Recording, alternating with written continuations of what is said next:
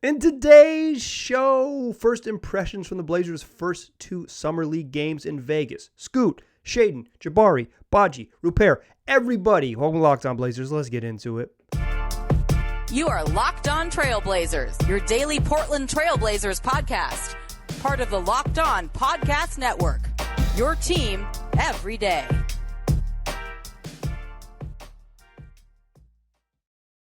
What up, world? It's your past first point guard and Trailblazers reporter, Mike Richmond. You are listening to another episode of Locked On Blazers, part of the Locked On Podcast Network, available wherever you get podcasts and also on YouTube. Thanks for making the show your first listen. It's free on all platforms, available every single weekday, Monday through Friday. So make it a part of your daily routine. Make it your first listen. It's Locked On Blazers, your team every day. In today's show, Summer League. First impressions from the Blazers' first 2 Summer League games. I guess that's first impressions and then second impressions. But since you're listening to Monday, July 10th show, the Blazers played Friday and Sunday. First impressions from 2 games. I want to talk about Scoot. Saw 21 very fun minutes before he left. I want to talk about Shaedon Sharpe, who has struggled in the last 3 halves of basketball he's played in Vegas. And everybody else. Jabari Walker, Baji, Ryan Rupert, Chris Murray. We'll talk about the whole gang, but let's start with Scoot before we get into anyone else. Blazer fans needed this. They did. You did, dear listener.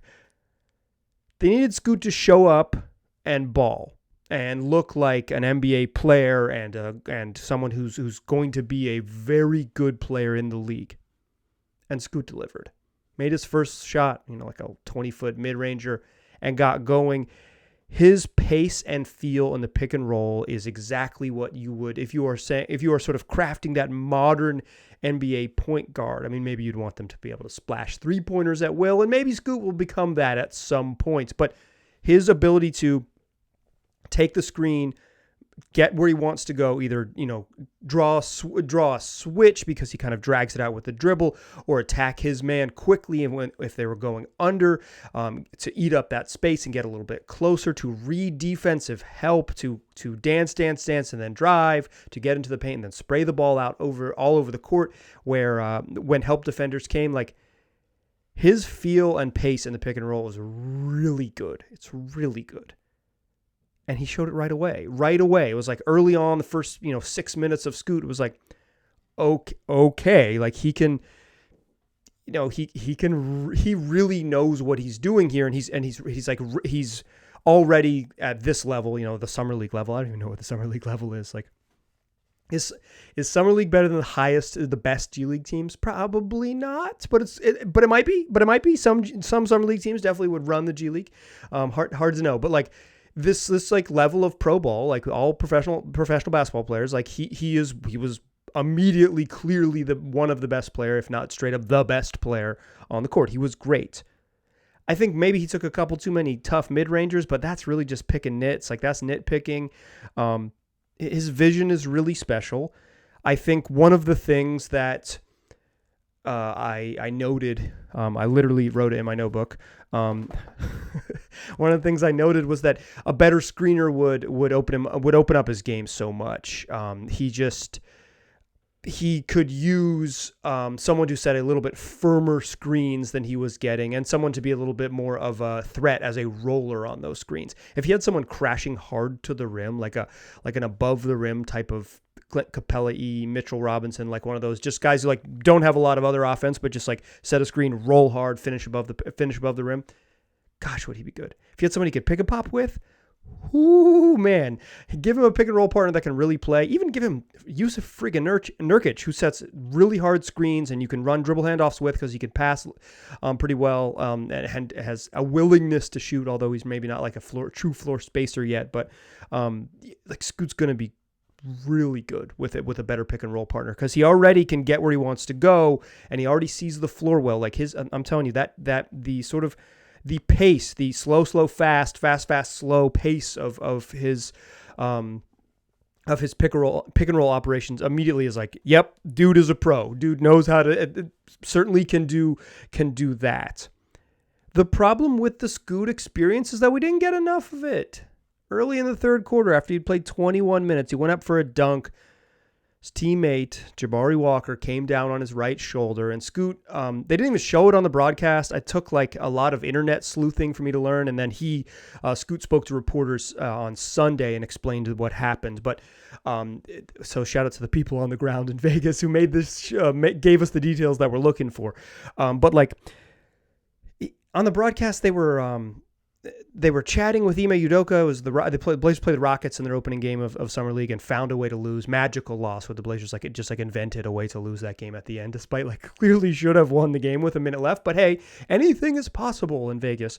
But early in that third quarter, they're interviewing Ime Udoka, and they just like nobody knew he was hurt. He went to the bench and he kind of just like headed to the back, and Blazers trainer went with him, and then he was ruled out, and it was like, what? When did he get hurt? Wasn't mentioned on TV, just totally unclear, but he is officially listed as day-to-day.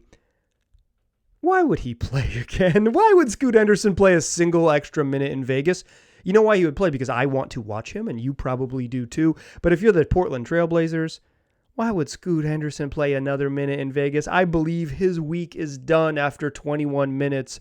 In some ways, a rite of passage after Shaedon Sharpe played 6 minutes in Summer League, and then then his week was done, and Sharpe didn't have to have surgery or anything on the shoulder injury. He was fine. It sounds like just Scoot's injury is not that big of a deal. He wasn't in multiple reporters indicated he wasn't in like a sling or anything afterwards. In his interview, he wasn't wearing anything protective. If he's listed as day-to-day, that's like, yeah, he could play. He's not going to, but he could play conceivably. He didn't play in Sunday's game. I can't imagine he plays again.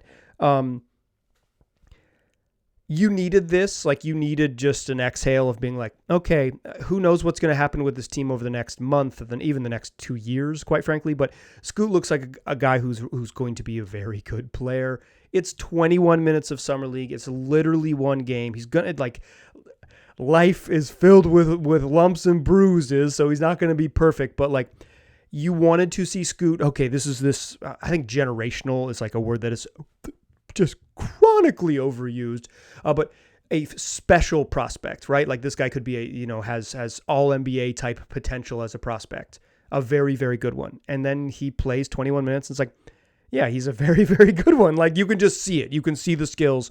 If the jump shot continues to improve, if he gets to the rim a little bit more and cuts out maybe a mid-range jump shot for a trip to the free throw line, he's going to be really good. I'm not going to do too much box score stuff from Vegas. That's not really my thing. I think the box score can be meaningful if you watch Scoot's minutes. It can be meaningful, but it's not particularly meaningful for me, I would say. So I'm going to mostly eschew the box score stuff. He was 5 of 13 from the floor in his 21 minutes. But if you watched him play, you could see that all of the outlines of this dude can really bring it, and particularly as a pick and roll operator can really bring it. It was all there for you. And then when he left, the Blazers didn't have a point guard to play, and they struggled and blew the game against the Rockets. They lost their first game in Vegas last year and won the championship. Still possible. Day to day though for Shaedon Sharpe or for Scoot Henderson. I believe the next time we'll see him in a Blazers uniform is at FanFest or whatever. I guess FanFest is later now. It'll be at It'll be in videos that they release that my man Tristan shoots, and they release from training camp. I can't imagine he plays in Vegas again, but I hope he does. Okay, let's talk about everyone else, including Shaedon Sharpe, who I just name dropped accidentally there. But before we do that, I want to tell you, dear listener, about Ibotta. Look, it's summertime, and maybe you're gearing up for a trip that you've been planning, a little vacation you're going to take, but you're kind of dreading buying all the necessities you need before you head out. So why not? Instead of just spending that hard-earned money and not earning anything back for it, why don't you check out Ibotta? Because it gives you cash back on hundreds of grocery items, from produce to personal care to pantry goods, so you can make sure you're beating inflation no matter what you're purchasing. Either link your loyalty account or upload your receipt after you shop and get your cash back. It's that easy. The average Ibotta user earns $120 per year. That could cover the cost of an entire shopping trip, or you could use that cash back to buy a flight you've been eyeing, or get tickets to the game that you've been dying to go to, or go out to a fancy dinner. Other apps are going to give you points that don't amount to much. Ibotta, you get real cash. And you can put that in your bank account. You can get that sent to PayPal. You can get that in the form of a gift card. And you can earn cash back of hundreds of online brands and retailers too when you start with Ibotta, including Lowe's, Macy's, Sephora, Best Buy, and more. So right now, Ibotta is offering my listeners $5 just for trying Ibotta by using the code LOCKED when you register. Go to the App Store or Google Play, download the free Ibotta app, and use the code LOCKED. That's Ibotta, IBOTTA, in the Google Play or App Store, and use that code LOCKED. All right. Talk Scoot. Man, 21 minutes that the Blazers fan base desperately needed. He looks like he's going to be a player. Shaedon Sharpe looked really good. We're going to talk about everybody else now. Shaedon Sharpe looked really good with Scoot on the floor. Looked like a tandem that could work, playing off the ball. I thought Sharpe was, shooting it pretty well, and just like, starting to show what makes him so special. He had a crazy highlight dunk in game 1. Then Scoot left, and I thought the end of the first game, Shaedon looked exhausted. I thought he just looked tired. He played a ton of minutes, and they played him at the end of the game, and it was close, so they kept him out on the floor. But he just looked exhausted. He was settling for a bunch of jumpers. He was not attacking. He's not getting 2 feet in the paint, not even getting 2 feet inside the 3-point line. It wasn't just the jump shots. It was like catch it with 6, dribble, sidestep 3. He looked tired. Probably hadn't played a game and that many minutes in a while. You cannot simulate it really in practice. It's hard, but he looked gassed at the end of game 1.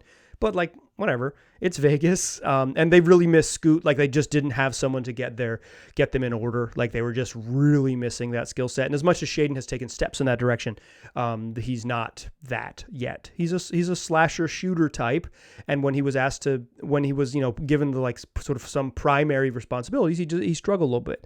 And then he was just straight up bad in game 2. Missed his first 9 shots, just as bad. It happens.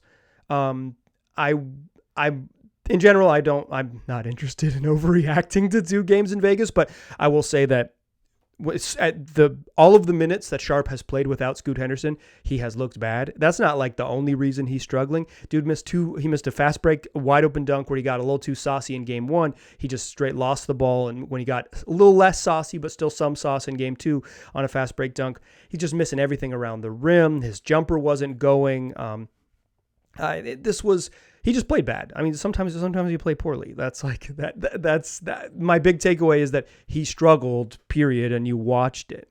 I think one of the things that Shaedon could do to make life easier is that he keeps catching and then surveying. So he'll get it on the wing and he'll catch, get into triple threat, or just stand up straight because he plays a little upright sometimes. But catch it on the wing with a little bit of space, or not even with that, maybe he doesn't have space, but catch it and then look. And then, okay, here comes the screen. I'm going to go. He's so fast and so explosive. Catch and go.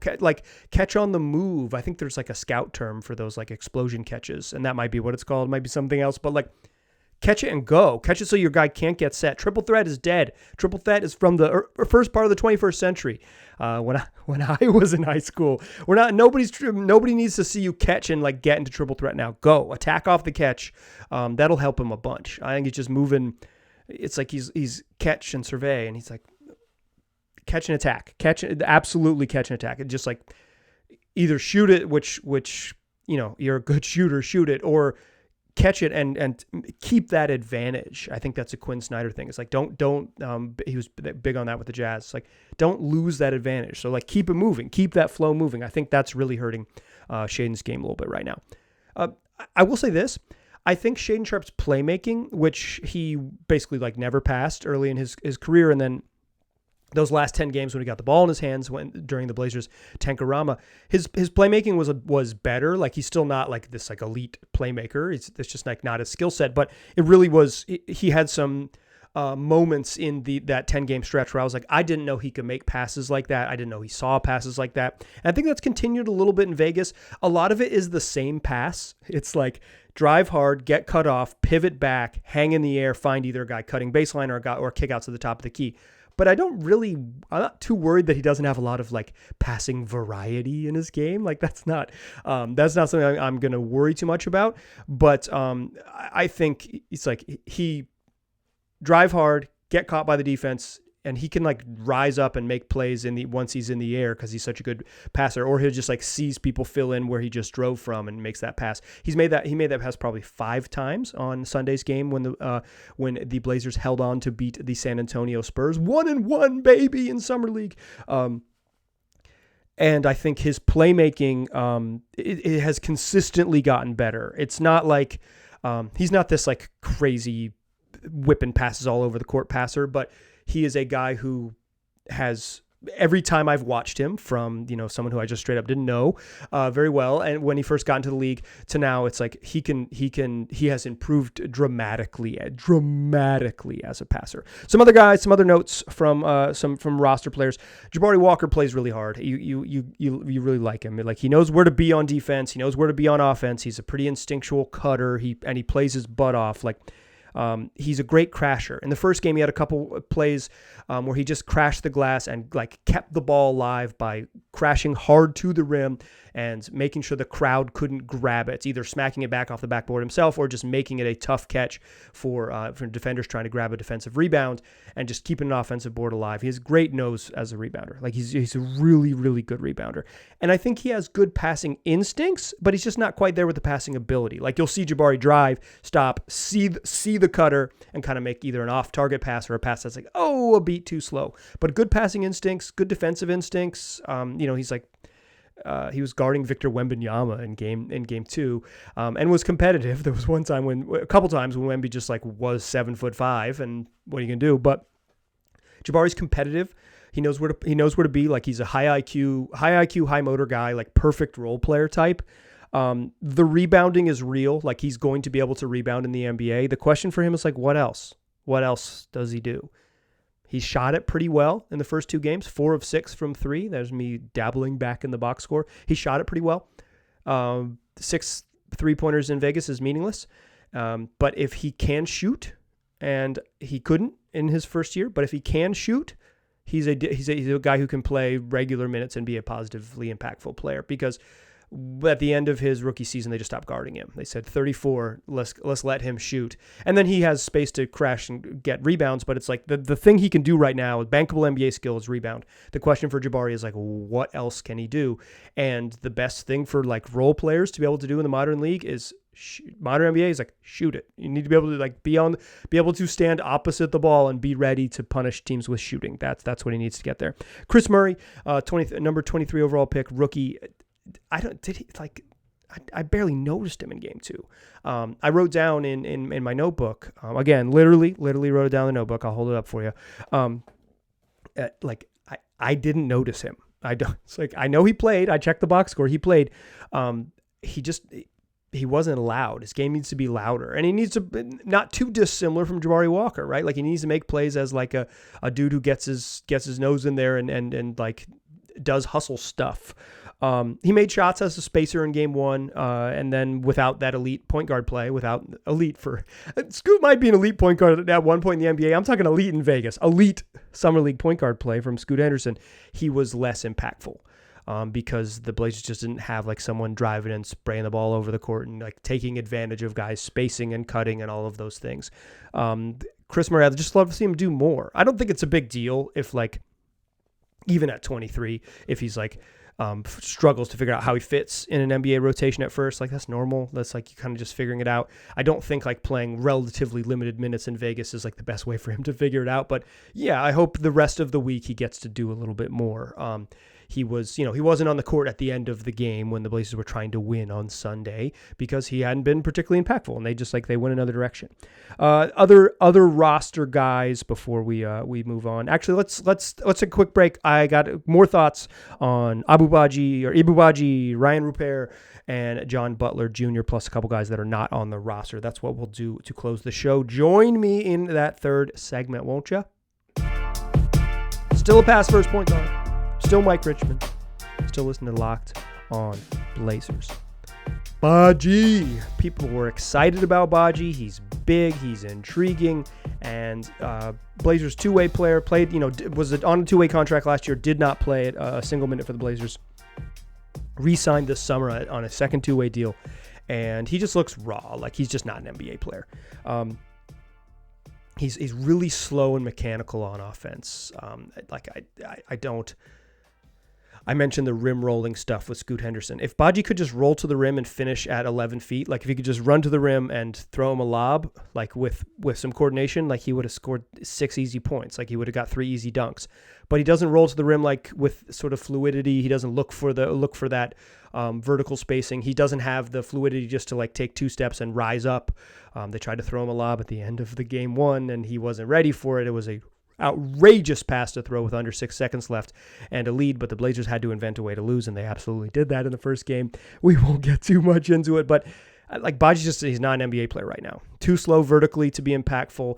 You can see the stuff like when he's around the rim and guys aren't like coming at him and he doesn't have to move vertically, like he can block shots because he's big and can stand in the way and like understands how to use his size a little bit. But he's just too slow, particularly laterally, to like be impactful, and he just doesn't have it on offense. He's not an NBA player right now. He's a project.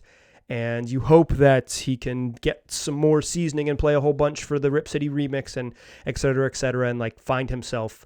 That's why like the value of the Blazers getting a G League team and having a guy like Ibou Badji on the roster. It's like, go let him play a bunch, figure it out, get him a bunch of minutes in your system, all that. Let him play with Jimmy Moe for the Rip City remix. That's Jim Moran, their head coach.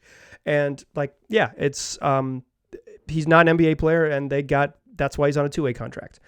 The other 2-way guy, John Butler Jr., he's just a small forward. He happens to be 7 feet tall, but he's just like a small forward. I've seen him called a bunch of center in the media. He's absolutely not that. All you got to do is watch him play for 3 minutes, and you can figure out he's not a center. He's a 3-4, like he's just a forward in the NBA right now.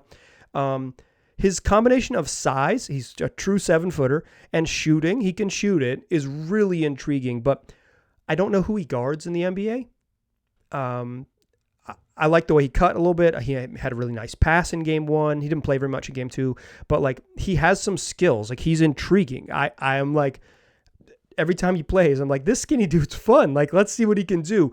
But he's just a weird fit on NBA rosters. 7 feet tall and can shoot it is like perfect 2-way guy. It's like, I don't know how he plays. I don't know who he guards. Like, I don't know how he gets on the court, and I don't know who he guards because that's why he can't get on the court. But like, those are undeniable. You're 7 feet tall and you can shoot. Get him in the incubator, figure out what he can do. I don't think he's an NBA player either. Speaking of a dude who's an NBA, like yet, but Butler has some intriguing parts. Speaking of someone who's not going to be an NBA player this season, Ryan Rupert. He does have the rookie, the second round pick. He's a teenager who was drafted in the second round. Those dudes aren't supposed to be NBA players. If they are, boy, did you hit it. Like, boy, did you hit a draft pick. He's just really raw. His handle is so rough. He's like leaving the ball behind him and losing it, or like having to look down, and so he's driving right into a defender's chest. I thought he was way better in game 2 than he was in game 1, but he wasn't like he was really good in game 2. He was just like bad, capital B, in game 1. But the intrigue is there. Like, he's so long. He's so much bigger, just like filled out wise. I thought he was going to be skinnier from the little bit of like, I watched like 8 minutes of him on YouTube or whatever, maybe 11 minutes on YouTube after they drafted him. But he's like more filled out than I thought he would be. And he's really got really long arms, like super long arms. They're basically playing him as a wing. Like, I think he was advertised as a guard. They're playing him as a wing. He's just super raw. Like, hopefully again, minutes in the G League and he gets there. But like, he's not going to be an impactful NBA player this season. I guess if the Blazers are like super young, like worst record in the NBA type team, then Badji and Rupert and Butler Jr. Can play. No prob. Like, get him on the court. Let him figure it out. But if they're trying to be like somewhat competitive, I can't imagine those guys play in till at least the calendar flips to 2024, because they just need more seasoning. Butler could a little bit because of he's not like totally lost out there. He's just like, I just don't know who he's going to guard. Of the non-roster guys, I guess Nate Williams is technically on the Blazers roster. He has a guarantee date later this summer, the end of July. That's Jonathan Williams, Nate Williams. It's pretty clearly he's not part of the plan. He's not playing really much in summer league. He's barely played in either of the first 2 games. Not a good sign for someone on the to be part of the plan on the NBA roster in the future. I bet he ends up on the G League team. That would be my guess is where Nate Williams ends up. But like he's pretty clearly will end up getting waived when his contract. That's not me reporting. That's reading the tea leaves from two G League games. But pretty clearly he's not part of the plan. So he's very likely to end up as a G Leaguer. Speaking of the G League, Michael DeVoe, who started at point guard in place of Scoot Henderson in game 1, he's on the Rip City Remix roster, the first version of the roster that after the expansion draft that they released. Dude's a bucket. He was a bucket in college. Was an all ACC player at Georgia Tech. Like, dude's a bucket. Could score at the collegiate level. Could really score on Sunday against the San Antonio Spurs. Shot a huge 3 to keep the Blazers in the lead and improve them to 1-on-1 to keep their title hopes alive. Dude, lefty who can absolutely score. He can get to the rim. He can really shoot. They played him at point guard. He's not that. He's not that. But he is a dude who can score in the league. And that seems like really fun if he's on the Blazers. If he ends up on the Blazers' final G League roster like he is right now, and you assume he could be, he's going to kill it in the G. Like, he's going to be great. So get your tickets. He's going to be a mixer for the Rip City Remix out there at Chiles Center in North Portland at the University of Portland. So yeah, go see Michael DeVoe play, like, because he's going to be really good. The other non-roster guys, Duop Reef, playing professionally in Australia. He was the Blazers' best center by a lot. Like, he's better. He's significantly better than Baji. Just has more stuff he can do on offense. Just like totally understands how to play basketball at a higher level than Baji does right now. He's probably too slow laterally to be an NBA player with with real consistency, but he's huge and he's got some, strength and touch around the rim and some rebounding instincts. Could he be like a third center or a backup center in the league? Maybe. He's big. Like, even by NBA standards, he's a very big person. I think he's been clearly the Blazers' best center on the summer league roster. Will that turn into anything? I honestly don't know, because I don't know what their roster is going to look like.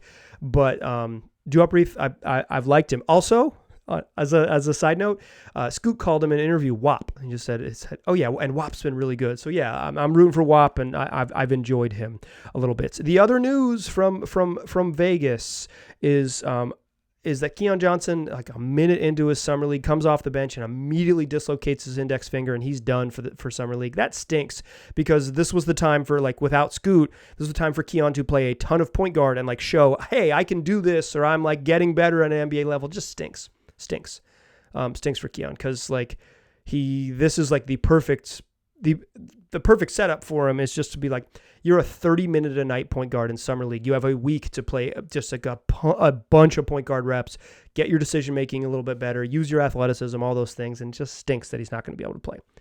The other news, Jeremy Grant officially signed his contract.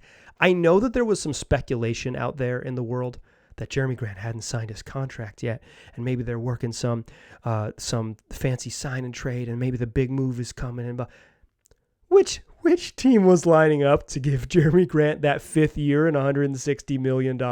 One team, your Portland Trailblazers. One team was lining up to do that. The Portland Trailblazers. No way he was ever getting signed and traded, I guess, or is it like Surgeons General? There was no way he was going to be involved in a sign and trade. It was just like his contract he was only going to get that one place. He got it one place. Congratulations to Jeremy. Get the bag. Don't apologize. Go. They'll see you at the bank. But he officially signed today.